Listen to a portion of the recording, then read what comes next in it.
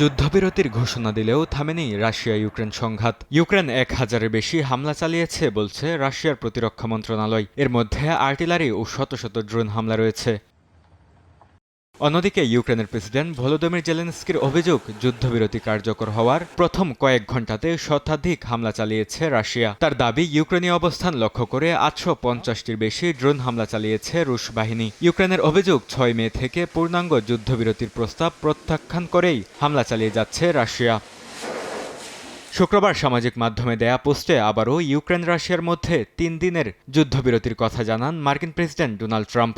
৯ মে থেকে ১১ মে পর্যন্ত যুদ্ধবিরতি কার্যকর হবে। এ সময়ের মধ্যে সব ধরনের সামরিক তৎপরতা বন্ধ থাকবে বলেও জানান তিনি। যুদ্ধবিরতির বিষয়টি নিশ্চিত করেছেন ইউক্রেনের প্রেসিডেন্ট ভলোদিমির জেলেনস্কি। মার্কিন মধ্যস্থতায় হওয়া এই সমঝোতার অংশ হিসেবে দুই দেশ ১,০০০ করে যুদ্ধবন্দী বিনিময় করবে বলেও জানান জেলেনস্কি।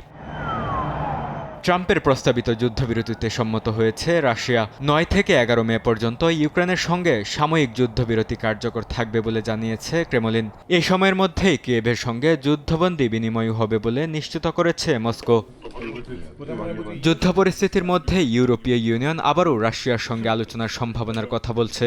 ইউরোপীয় কাউন্সিলের প্রেসিডেন্ট জানান, ইউরোপের ভবিষ্যৎ নিরাপত্তা কাঠামো নিয়ে কোনো এক সময় রাশিয়ার সঙ্গে আলোচনায় বসতেই হবে। তবে ক্রেমলিন জানিয়েছে, সংলাপের জন্য প্রস্তুত থাকলেও তারা নিজেরা উদ্যোগ নেবে না। বরকতুল্লাহ, সময় সংবাদ।